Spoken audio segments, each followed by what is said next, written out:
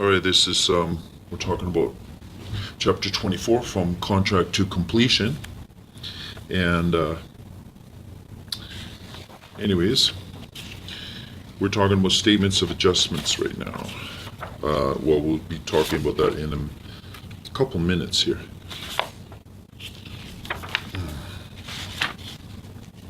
So, this is on 24.7, or sorry, 24.5. The preparation of documents. The conveyancer acting for the buyer will prepare the Form A freehold transfer, or simply a Form A, which will be filed at the Land Title Office on closing. A sample Form A can be found at Legal Documents, point 19. The conveyancer will also prepare a property transfer tax form discussed later in the chapter, which must accompany the Form A. A sample property transfer tax form can be found at Legal Documents, .16. Additionally, the conveyancer will prepare both the seller's and the buyer's statements of adjustment and any other conveyancing documents required or commonly used for that type of transaction.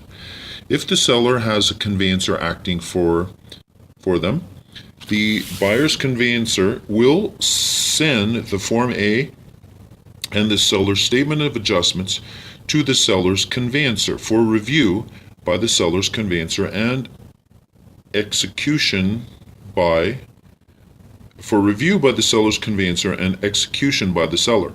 Since almost all transactions are now filed electronically at the Land Title Office, the Form A will be in an electronic format and will be sent and received by conveyancers in that format, with hard copies usually scanned for record-keeping purposes.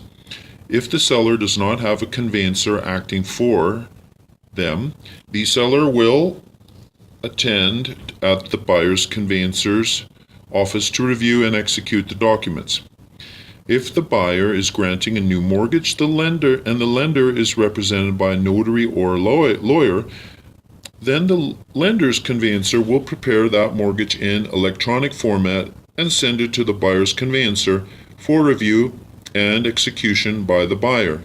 Otherwise, the buyer's conveyancer will prepare the mortgage on or before the completion date, but usually before. The buyer will attend at the buyer's conveyancer's office and sign the property transfer tax form, buyer's statements of adjustments, any new mortgage being granted by the buyer, and any other required documents.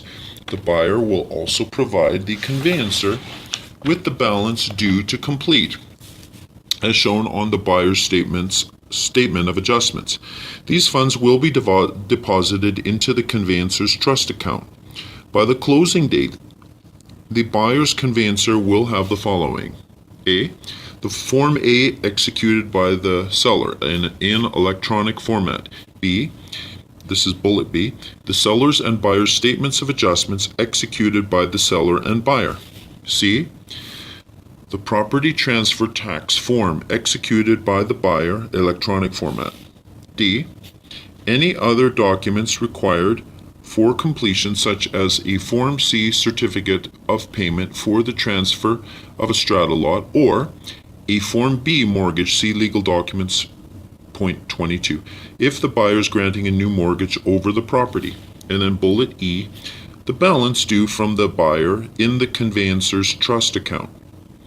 It should be noted that the buyer's conveyancer will have executed Form A from the seller, but that the seller has given this to the buyer's conveyancer without having received the balance due to the seller in exchange for an undertaking.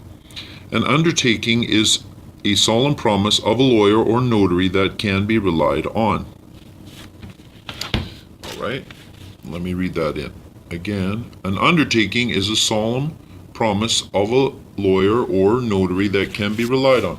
Undertakings are commonly used to facilitate transactions where documents are delivered without the delivering party having received payment yet. Since the buyer's conveyancer will be attending to the registration, he or she needs the Form A in advance of payment of the sale proceeds. The undertakings given and received will be in accordance with Clause 13 of the contract.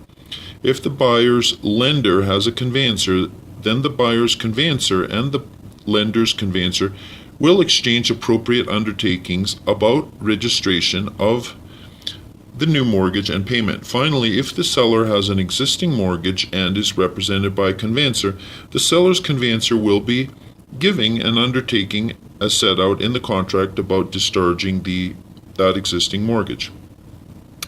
Application for registration. On the closing date, the conveyancer will conduct another search of the property to make sure title is in the same condition as when the conveyancer did the first search. If there are other charges, such as a claim of lien used for builder's liens, the buyer's conveyancer will require that they be discharged prior to closing. If title is in an acceptable condition, the conveyancer will electronically file the Form A and property transfer tax form. Both of those documents will have affixed to them an electronic signature of the lawyer or notary, which is a confirmation that the lawyer or notary has a true paper copy of the filed document properly signed. That signature will be verified by a certifying authority. If the buyer's conveyancer is also acting for the buyer's lender, they will also electronically file any new mortgage, the Form A and the express mortgage terms, if the prescribed standard mortgage terms or lender's previously filed standard mortgage terms are not being used, being granted by the buyer. Otherwise, the lender's conveyancer will make arrangements with the buyer's conveyancer about concurrent filing of all documents. After the documents have been submitted for registration, the conveyancer will wait until the Form A and the new mortgage, if applicable, are identified on the title as pending applications. The pending section can be seen near the bottom of a certificate of title as shown on the title located at Legal Documents .4, Note 12. If there are no intervening applications, i.e., the only new items on the title are the new pending numbers for the Form A and Form B mortgage, then the payment process will begin. It is the practice in BC for conveyancers to make closing payments based on pending applications. That is not the case in some other jurisdictions where the conveyancer will await final registration.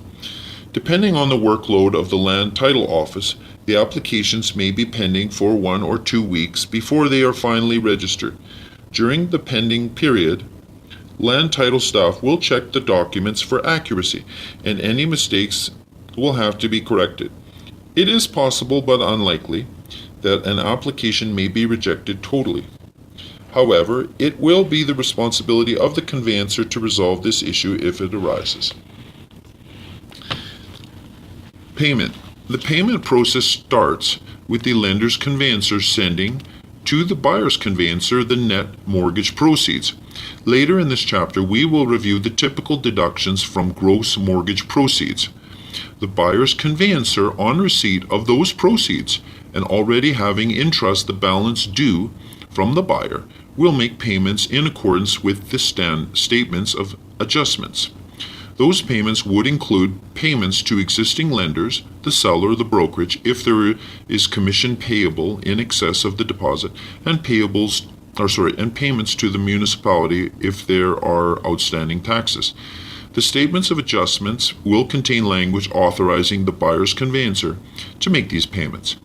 Prior to the closing date, the buyer's conveyancer will have prepared a trust account reconciliation based on the seller's and buyer's statements of adjustment.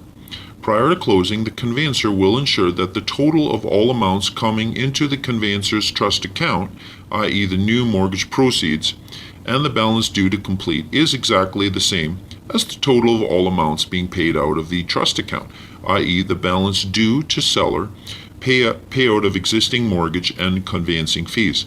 The document setting out the incomings and outgoings is called a trust reconciliation. Alert. The closing procedures can take hours before they are finished. That is one reason why the possession date should not be the same as the completion date. Or, if it is the same, why a licensee should not contemplate noon as an acceptable time in Clause 5, possession of the contract. Similarly, having a seller's sale of his old property and subsequent purchase of a new property scheduled to complete on the same day is not a good idea. As was stated earlier, the licensee will not likely have much involvement after the contract is signed, but often sellers or buyers will contact the licensee about the status of the purchase and sale, and the licensee should have a general idea of what steps are being taken. In many circumstances, it will be wise for the licensee to refer the client to his or her lawyer or notary.